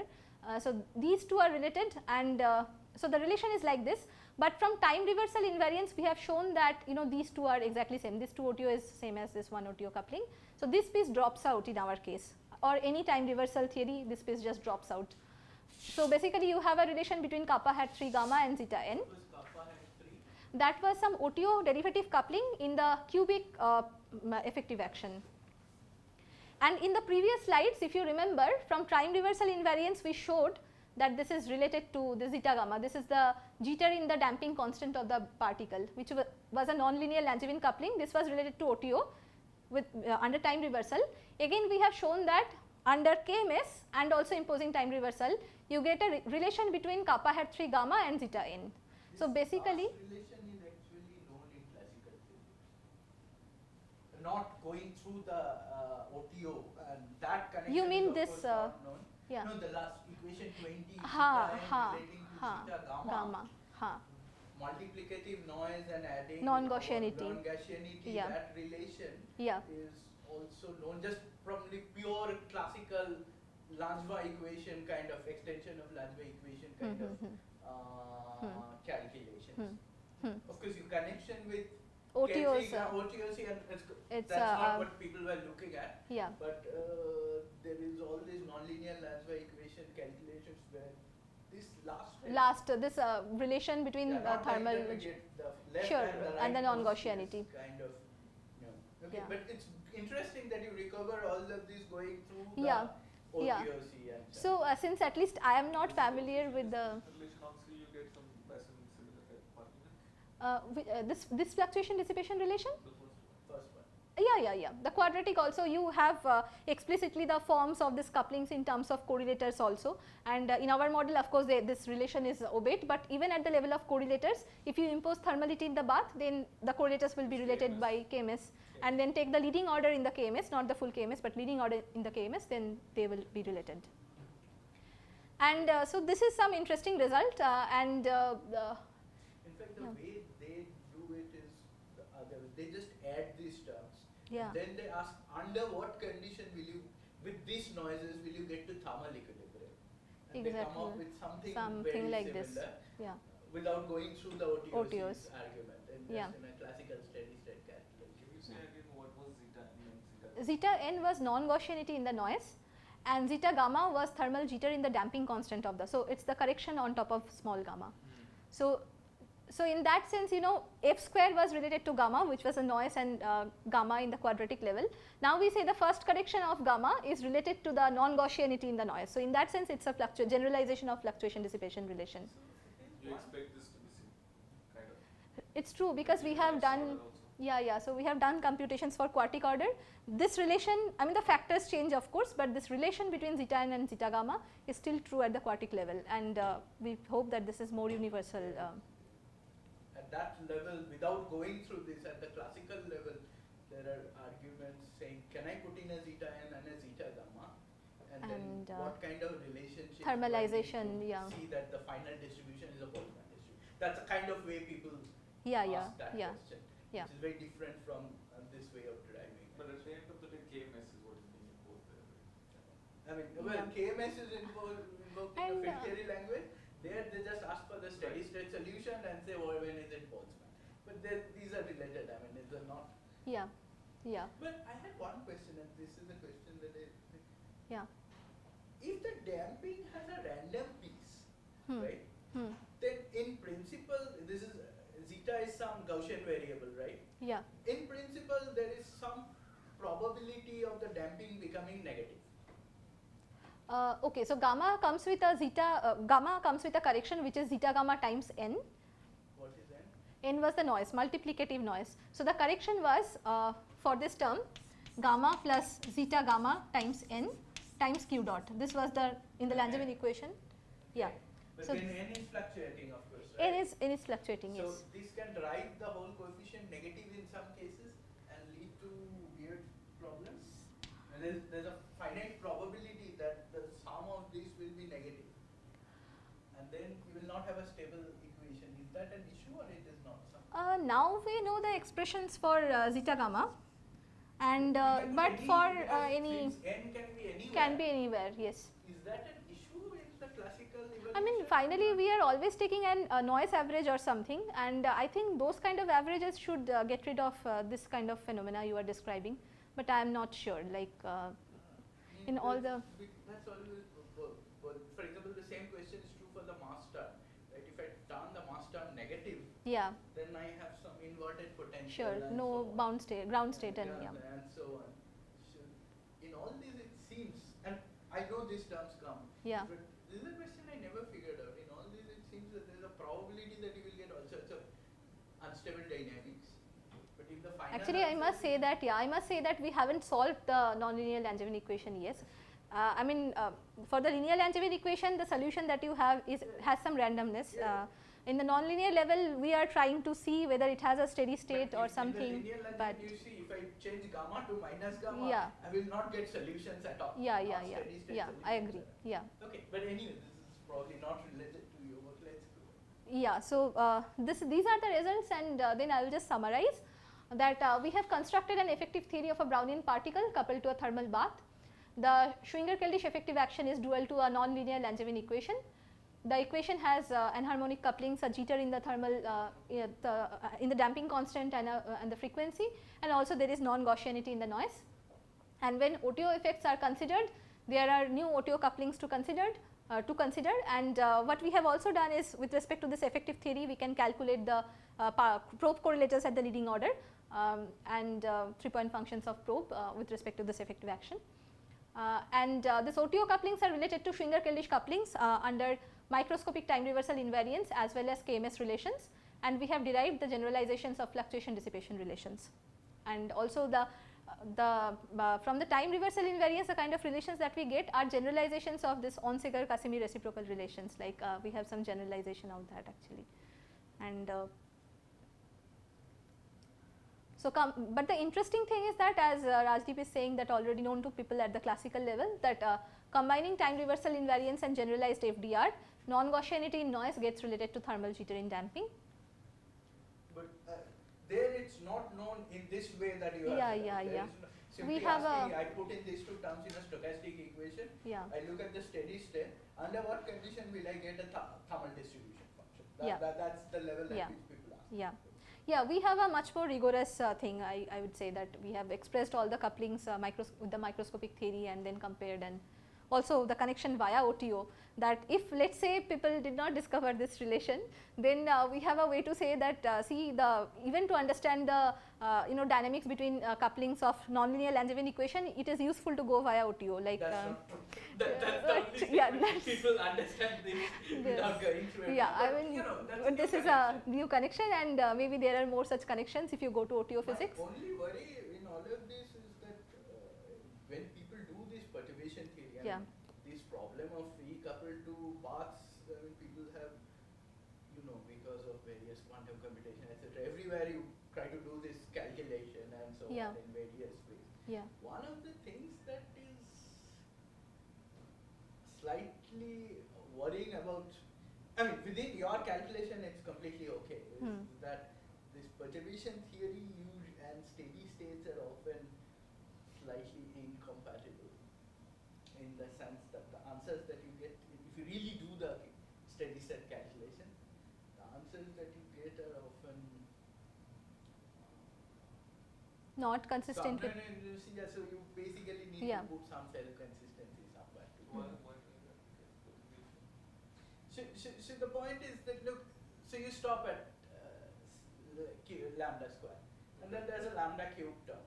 But just think of, forgetting about anything, just think of a normal time dependent perturbation. Here it's all stochastic and so on. Just think of it as a time dependent coupling. At some point this will fail depending on your own lambda or something like that. Exactly. And then that point is probably much earlier than anything you can call steady state. Well, if the couplings are extremely weak. Yeah, I think then weak coupling, then but it it will makes never sense. reach steady state. You want the couplings to be large enough so that things decay fast enough to steady state. So there is always this in this hierarchy of scales, perturbation theory validity. There are things you want to be large so that you can go to the steady state fast. But then in the steady state you want them to be weak to do the calculation. I agree. There are this comparison between various scales in the theory, even in our head, I think there are issues that we need to further clean up with. In general, it's just true that. But you could start in a steady state. You could just start in a thermal state and ask these questions. That you can. So you say I have gone infinite times. I don't care how much time I have gone. I will always just want. And then the theory of a particle in that state would be described by this theory. Then that would be reasonable thing. Probably. I think that's the one way of bypassing that question. That suppose I just. So is there any way one can show that the higher order terms that you are going to get is in some ways ineffective, or in the couplings you mean? Suppose I get some very high order, whatever, Q6 or Q4 or Q5 term. That somehow, if my oscillator is not really roaming out there all the way, if it's essentially just jiggling around some small, that might depend on what temperature you put in, right? That the higher order, I can have a typical Q square or a expectation value, and with that can I somehow show there's some limit where the next order term is kind of smaller than for the typical values of Q that the system would explore. For the choice of bath or something, I can tune such a regime. This is of course cannot be a general statement. So in some I cases think for example, in quartic case even so we have considered quartic corrections on top of quadratic couplings, let's say. So there we have set some regime of parameters to make this, like perturbation theory is valid as well as Markov approximation is valid, but physically realizable things, like we have found some parameter limits, but we are not even sure whether that is a good regime to work with, because in a physical setup those kind of limits will not even be physically perceivable. So I mean, we have given some limits, but I don't know how physical that is. That's a correct limit, but to work with, but theoretically that's a correct limit to work with. That comes under that is the second latest. So, and I think so these are the summary, and then extend this work to include 4-point functions of the bath, like quartic effective action for the particle. So this is already written up, it will come out soon. and study thermalization timescales of OTOCs and compare them with that of time ordered correlators, extension to open quantum field theories, and study nonlinear dynamics from. So, we have this nonlinear generalization of the Langevin equation and nonlinear effective action of the particle. So, whether one can understand them in the bulk where you have a holographic theory in the bulk in the context of ADS-CFT, and then there are many open questions in this field. Actually, I have just written some of them, but then there are multiple. Even within our project, the issue of boundary conditions and these kind of things are there. Constructing an exact Wilsonian effective action, those are open questions. And okay, I'll just finish.